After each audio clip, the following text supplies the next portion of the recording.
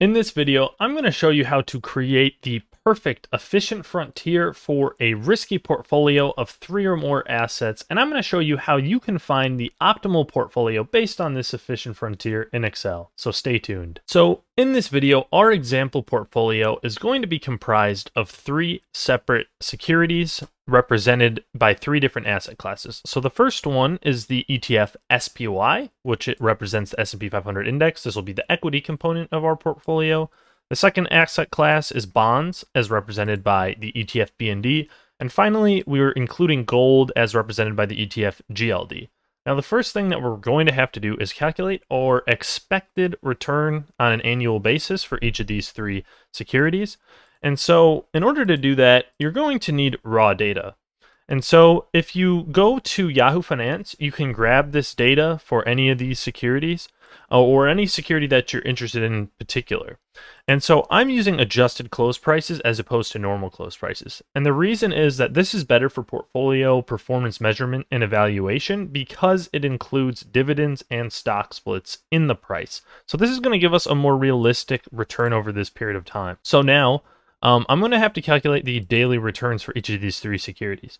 And I'm not going to use the simple returns, which would just be dividing one day's price by the next day's. I'm going to use the log normal returns because this actually will make it easier for us to annualize, and it's sort of a best practice in finance. So I'm doing equals ln, and then I'm dividing one day's price by the previous day's price.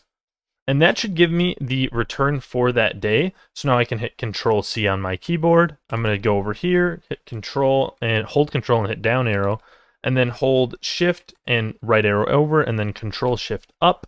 And then I'm just going to paste formulas. So now we've got all the daily returns for all 3 securities. So we'll go back over to our calculations tab, and now we're going to annualize these returns. And so, because we're looking at daily returns, the first thing we're going to have to do is we're going to have to take the average of each one, right? So I'm going to go just for SPY, I'll go back here. I'm going to grab this entire range. So I'll hold Control Shift and hit down arrow. And then I'm going to close that. And so this right here gives me the average daily return for the last 16 years. But I'm looking for annual. So I'm going to have to multiply this by 252. And this is why log normal was helpful, because these are additive. So all I need to do to get to the annual basis is just multiply by 252 there. And then I'm going to wrap this in an exp function. So we're assuming continuously compounded interest with that. And then we'll subtract by 1 to get it back to a return. And there we go. So our annual return over that whole period of time for the last 16 years was 6.5%. I'll paste formulas through there. And so one thing I want to give a shout out to right now is that we need to understand that we're basing our expected future returns on the past returns. And this is not a great assumption, because just because something happened in the past doesn't mean that's what's going to happen in the future. So if you wanted to make a more accurate estimate, you could go out and look at various equity research firms or equity research analysts of the expected returns for any of the securities you're interested in.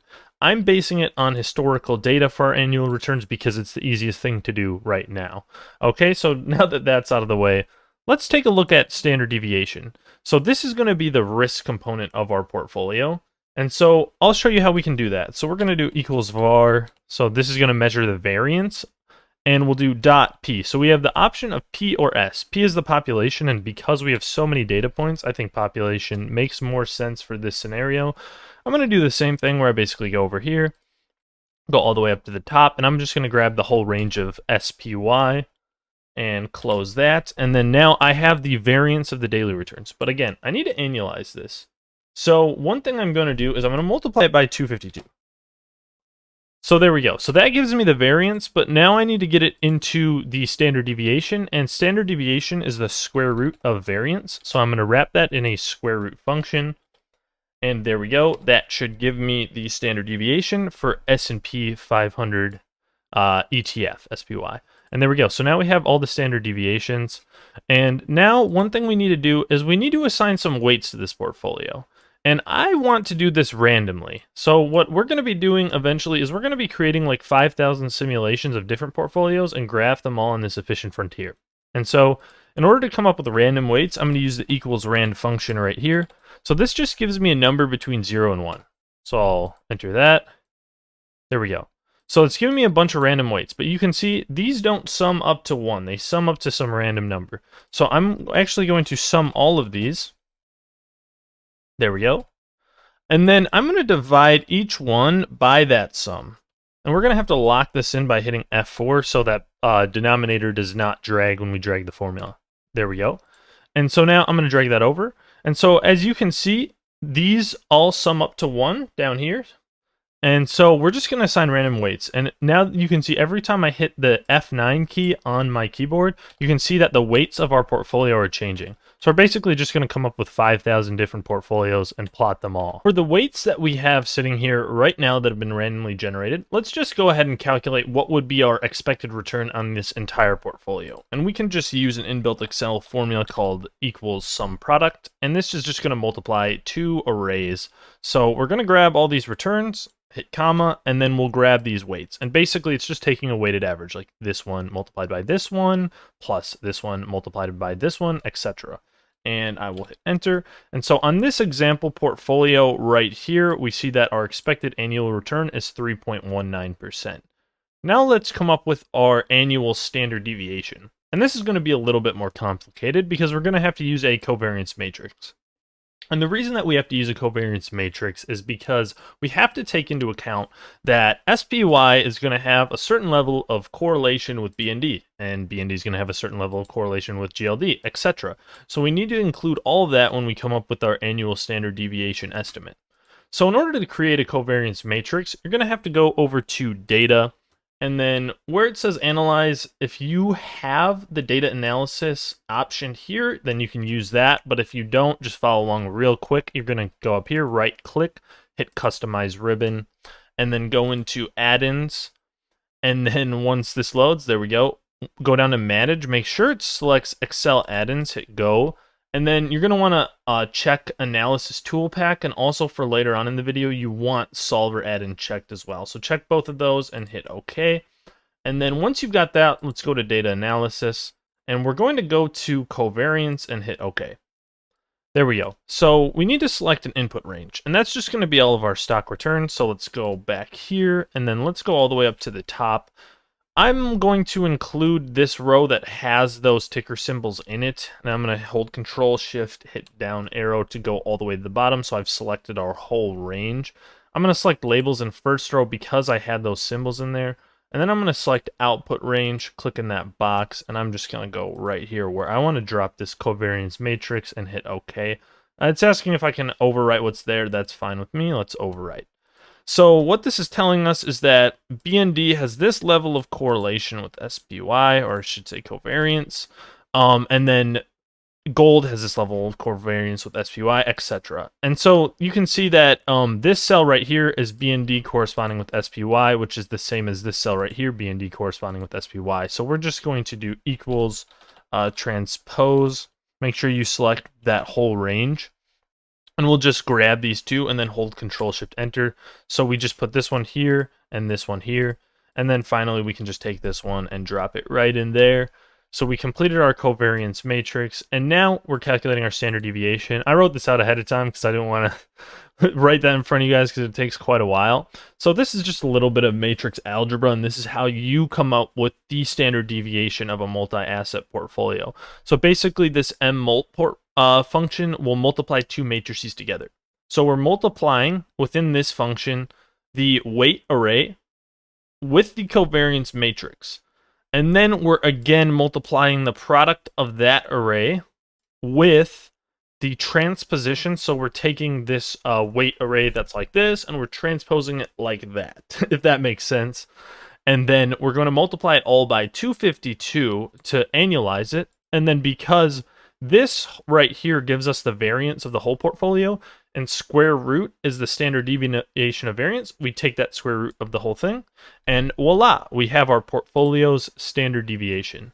One thing that should be explained really quickly is that the way that we can find the optimal portfolio on the efficient frontier is to find the one with the highest Sharpe ratio. And Sharpe ratio is going to be based on the expected return of the portfolio subtracted by the risk-free rate divided by the standard deviation of the portfolio.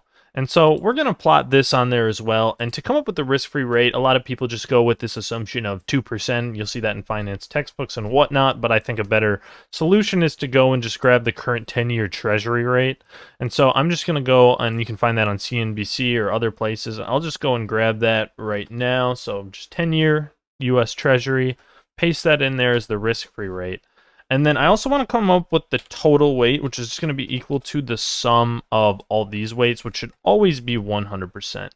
And then now Sharpe ratio, like I said, is equal to the expected return subtracted by the risk-free rate divided by the portfolio standard deviation. There we go. And so when our portfolio's expected return is below that risk-free rate, we're going to have a negative Sharpe ratio, which would be very bad to invest in. So I'm going to hit F9.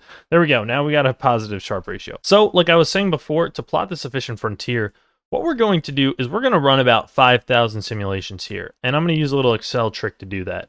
So in this cell here for portfolio standard deviation, I'm just going to set it equal to the standard deviation that we calculated right here. Hit equal or enter. Then I'll hit equals, and we're going to set this one equal to the expected return of our portfolio, and hit enter. And there we go. So I'm going to call these our anchor values. And now we're going to just highlight this whole range with the anchor values starting at the top, hit Control-Shift down arrow all the way to the bottom. So there's our 5,000 simulations. And then we're going to go to data, what if analysis, and then data table. And so you can see this data table pops up. I'm going to select in the column input cell, and we're basically going to trick Excel into running these 5,000 simulations by just clicking in any random empty cell. Make sure it's empty and hit OK. And so there we go. We just ran 5,000 simulations. I have a really powerful computer, so it happened right away. For you, that might happen quite slowly. And so I already built this graph out ahead of time, but here you can see is our efficient frontier right here. And so this is all the possible 5,000 combinations of portfolios that we just created right here based on all of this information up here. One thing to note about how I made this graph is I just plotted all of these pairs of portfolio standard deviations and returns by going to insert and then going to the charts, and I put in this type of scatter plot right here. And then also one thing I want to add to our efficient frontier is the optimal portfolio as a yellow dot. Right now, this yellow dot, all it represents is this pair of expected returns and standard deviations based on the weights of the portfolio that are in the top example here. But we want to get the optimal weight so that we have the highest possible Sharpe ratio. And that yellow dot is definitely going to sit on this top left part of the curve, because this top left part represents the highest possible combinations of expected return we can get for their associated levels of standard deviation or risk. And so in order to do that, the first thing I'm going to have to do is where we created this data table, you can see it's all driven by various formulas. So anytime we change anything, it all updates. But I want to just hard code it as values for now. So I'm going to highlight that whole range, hold Control-Shift down arrow, do Control-C, go back up to the top here, and I'm just going to hit right click and paste values. So now none of this will change anymore. All these blue dots are going to stay exactly the same. Now let's plot our optimal portfolio with this yellow dot. So let's go to data, hit solver, which you should have been enabled earlier in the video. And let me just reset all here so you guys can see. So we're going to set objective. Basically, we're setting the Sharpe ratio value as our objective. We want to maximize it, so we'll keep that checked. And we're going to do that by changing the variable cells, which are the weights. So we're going to change these weights to find the optimal amount, and we're subject to one single constraint. What we want to do is add this constraint that's saying that this total weight here has to sum up to 1 or 100%. And let's hit OK. And now solve. This might take a second because it requires a lot of computations. It actually happened pretty quick. So there we go. So we find our optimal portfolio is about 40% invested in gold and about 40% invested in the S&P 500 index and 60% invested in gold. And we see that it plots right there on the top of our efficient frontier. This is our absolute optimal portfolio that will result in our highest Sharpe ratio of all the possible combinations of these three assets. Anyways, thank you for watching. And if you want to see a more in-depth portfolio optimization video, click on this video right now. Thanks.